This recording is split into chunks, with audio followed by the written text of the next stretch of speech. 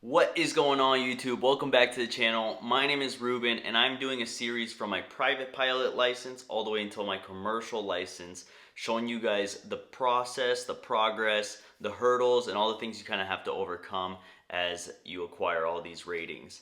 I'm so happy to say this. I know it's been a long wait, but I have finally gotten my private pilot license, and literally I couldn't be happier. Such a weight is lifted off my shoulder.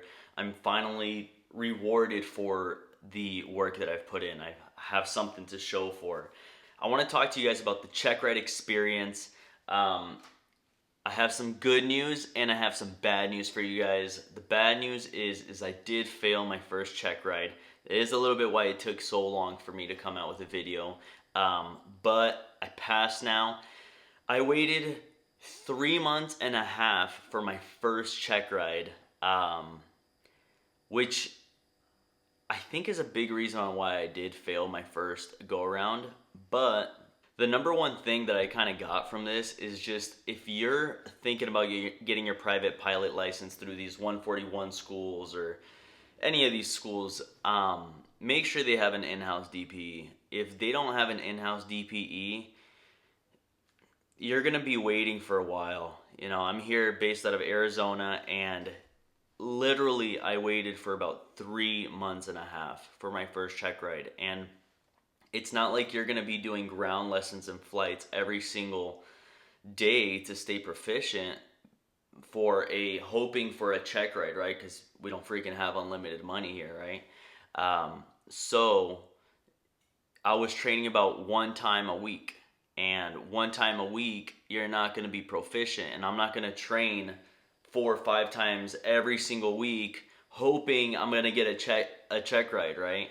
So just make sure if you are on deciding on schools or wherever you're at, if you're at the beginning of your journey, make sure there's an in-house DPE. That way, what else is nice is they could kind of train you to the standard of that specific DPE, and that's what these ATP schools and these bigger schools do. Unfortunately, my school doesn't have an in-house DPE, so I got stuck waiting for 3.5 months, failed that Checkride, waited another month, and then I just took my Checkride that I passed. So honestly, if you're waiting for a Checkride right now, or if you're in the process of getting your private pilot license, this is probably one of the best videos you could watch, because you have somebody here that is going to give it to you raw, from that he failed, why he failed, and then the fact that I passed and how that went. So let me run you guys through the Checkride, tell you guys on, for one, why I failed. So I failed for, I'll say probably about 3 reasons. Reason number one, I waited 3.5 months for my Checkride. You're gonna forget things in 3.5 months, right? You're not gonna retain everything. You're not studying like a dog every freaking day, because that's just not who you probably are, and that's not who I am. Then number two is DPE. My DPE was the biggest doucher on the freaking block. So one thing I will say is research your DPE. If you see a lot of bad reviews about your DPE, don't go with him. What happened with me is I got the call and they were like, hey, you got a Checkride in about 5 days. Do you want to take it? It's here out of Scottsdale and it's with this person. Obviously, I'm desperate. I've been waiting for 3.5 months. Yes, give me it. I don't care. Yeah. I do some research on the guy, and a lot of people, I would say about 70% of people, had really negative things to say about this DPE. But I'm like, I'm a nice guy. Whatever. I could probably, be sweet with him and he'll be nice, you know. Anyway, doesn't matter. I'm going to take full responsibility of the failure. What he failed me on, he had 100% the right to do so. You know, some things people view as a big thing, rather than some things people view as a small thing, right? Anyway, he failed me. That's all that really matters. And the third thing is I would say don't accept every check ride that you get. If your school calls you and they're like, oh, we got a check ride for you in 5 days, can you get ready for it? Feel free to say no. For instance, for me, I would like about 2 weeks in advance to know. I feel like 2 weeks, you got a lot of time to prep for that. But yeah, those are the reasons on why I failed. Yeah, hopefully those tips kind of help you out a little bit. That was my experience with this whole thing. And then I got another phone call after a month, and I was like, they gave me about a week to prep for this check ride. I did some research on the DPE, much nicer. I met him the day before my check ride, so that was nice.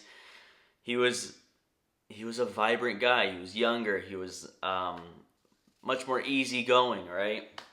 And at this point, when you're in your check ride, you're dealing with such high stress, and it's a lot, and you get these people on YouTube and people in the aviation space that act like a private pilot is so easy or so nonchalant, but dude, it's not easy. And if you're trying to get your private pilot license right now, it's one of the hardest things you'll do. And I mean, maybe that's just for me, but I think it's just so much information. You need to know about weather. You need to know about instruments. You need to know about aerodynamics. You need to know about the plane. The DP can point out to every little thing on that plane, and you are required to know about it. You need to know the POH like the back of your hand. You need to know about that much information to get through a check ride. And it's a lot. Then you have your rules and regulations, and it's a lot of information. It's not something to take lightly. You are now given the responsibility to rent out a plane. I could literally go rent a plane right now and fly with my parents or with my wife, So it's a huge deal. So don't downplay it. Don't let people be like, oh, it's so easy. And one more thing I want to put an emphasis on. There's two different types of private pilots. You have private pilots that train out of Scottsdale, Arizona. I think it's the 7th busiest in single runway in all of the United States. So you're dealing with big jets coming through there. You're dealing with some big dogs, a lot of air traffic control. Yeah, so you're dealing with private pilots that fly out of busy airports, high traffic control, and then you're dealing with, there's the other type of private pilot, that gets their license, I don't know, maybe they're in freaking on a farm or something, and they know a local DPE that kind of just hands them their certificate because they did a few landings, right? Our situation, my situation, and most likely yours if you're attending a school, is so different because you need to know the ins and outs of every single instrument. You need to know how that altimeter works, how the airspeed indicator works, the casing of the instrument, on what it even looks like. So there's different types of private pilots. So don't think that, oh, somebody in a freaking butt crack Indiana is saying like, oh, it's so easy, I got mine in 2 weeks, yeah, dude, you're training out of a freaking farmland rather than we're training over here where you have stupid amount of planes in our pattern. So big difference between the two. Anyway, a lot of information, and if you do have your private pilot license, congrats, because it's not something easy to come across. Anyway, let's talk about when I passed my check ride. I will say I was way more prepared. I thought I was prepared last time, but I think for check rides, you just always feel like you're not prepared. Anyway, I got there. It was at 6 in the morning, and I live about 45 minutes away from the airport. Excuse me. So I left at like 4:50 a.m. That was a rough morning. and you're stressed out, the amount of stress and the amount of anxiety you have going into the oral exam, oh, it's so much, you know. And I was talking to a buddy that he took his check rides too, and he was telling me how he threw up before his check rides. And you definitely feel like you're on the verge of throwing up at times. But anyway, yeah, so I get to the school, I get ready for the check ride. I'm sitting down waiting for the DPE, comes in, and we start the oral. The oral was about an hour and 40, I would say. Everything went really smooth. There was like two things I didn't know 100% how to explain. And remember, they're not shooting for perfection. They're shooting that you know like at least like 95% of the information from my understanding. Um, so whatever, we get through the oral and then we go out to the plane.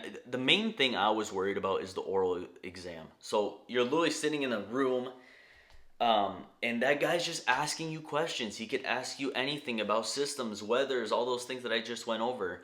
So it's a lot. You got to know your crap. And to be honest, this is so different than any other career because you can't fake it. You cannot fake being a pilot. You can't cheat on this exam. You literally have a written exam, an oral exam, and a flight exam. There's no way you're BSing your way through this. You know, like, I'm pretty sure I've cheated my way through a few classes in high school, but like this, dog, you gotta know your stuff. Like, you're not playing around here. They don't mess around. And another thing, even though my DPE was super chill, he was tough. He was tough and he dug deep. And that's what these DPs do. They find a topic and they just keep on digging. They keep on digging until they find a point to where like, okay, all right, that's how deep you know this subject. Anyway, so the oral was about an hour and 40. Um, and then we walk out to the plane and it's a little windy. And literally, I was contemplating. I'm like, dude, maybe I should reschedule. I don't want to freaking butcher my landings or my takeoffs or something to go wrong, right? Because wind is such a variable in the plane. So, whatever. I get on the ground. I make a few phone calls to see what the weather is, and I was good. It was like variable at 3 or something, but it felt way more windy than that. Anyway, I get in the plane. Everything went really, really smooth. I I kind of knew that if I got in the plane, I was like, I'm gonna like me. I'm really good with my hands and like doing things, you know. So I'm really good at flying the plane. I'm good, you know. It's the oral aspect where I'm like I don't know. I just have a hard time understanding it at times. Um, but anyway, we did everything. I actually requested if we could just stay at Scottsdale to do my landings because it was like 9 a.m. and it wasn't busy. I was like, can we just start with the landings first? So we did a soft field, short field, and then the normal one. Um, Everything went so smooth. Everything was so great, seriously. Then we left. We did my steep turns around a point, VOR, pretty much everything you have to do to become a private pilot. Um, yeah, it's a lot, and I don't say this often, but I'm so proud of myself, and I feel so accomplished that I did this thing. Also, something else that really helped me on the oral is this book right here. This book, if you know this book, you're gonna pass your oral exam 100%. And honestly, I would write my flashcards based on this. Also, flashcards. I made that video with going through every single one of my flashcards. I probably made another 300 more flashcards. So there's a lot of flashcards that I have. But it's needed. It's needed because there's so much information to becoming a private pilot. Also, The main thing that you need to know, like this is one of the biggest things that you need to know, how to convert your indicated airspeed to calibrated airspeed to true airspeed to ground speed. You need to know that 110%. Because my first go around, I didn't have a really like super good understanding of it. And now I do. And then also from like your true course to true heading to magnetic heading and then to magnetic course. If you know how to do that, because you're going to get asked about that and they want to see if you know the differences too. Um, you're going to be golden. You know that you need to understand that. Maybe that's something obvious to you guys, but I didn't have a super good understanding my first go around, and now I obviously do. Anyway, I'm so sorry for making this video so long, but I'm so happy to be back on YouTube, making videos week by week, and I have a new office. So much has happened. I also got a new home within this time, so you could think about the amount of stress that I had. I also bought a little tiny home that's up north, so I've been having a lot going on.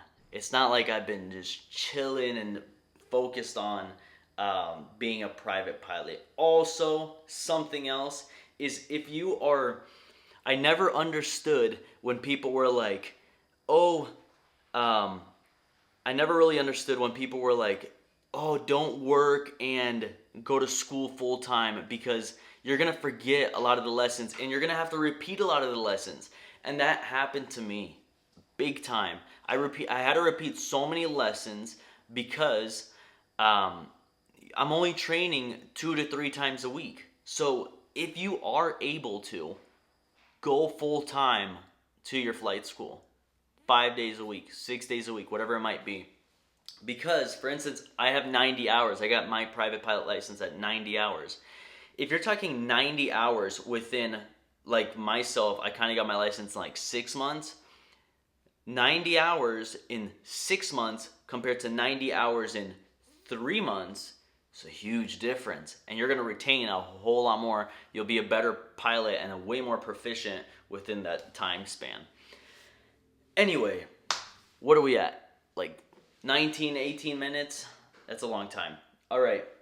Thank you guys so much for watching. I'm sorry for the wait. I have officially passed my private pilot license Checkride. Oh, it feels good. And now I'm on to my instrument. I actually had my first day of training yesterday for my instrument training, and I feel like another spark of like aviation just started in me because it was dying down as I was waiting for that checker. I'm like, dude, what the heck am I even waiting for here? And now we're back alive, we're revived, and we're ready for the instrument training. My school does it instrument slash commercial, so it's gonna be together. Super excited for the next check ride. I'm gonna take you guys week by week by week throughout the whole process. Stay tuned, subscribe, like the video. I love you guys so much. The amount of support that you guys are giving me and the amount of Instagram DMs you guys give me. Thank you from the bottom of my heart. Anyway, peace. I'll see you guys probably next week. All right, peace.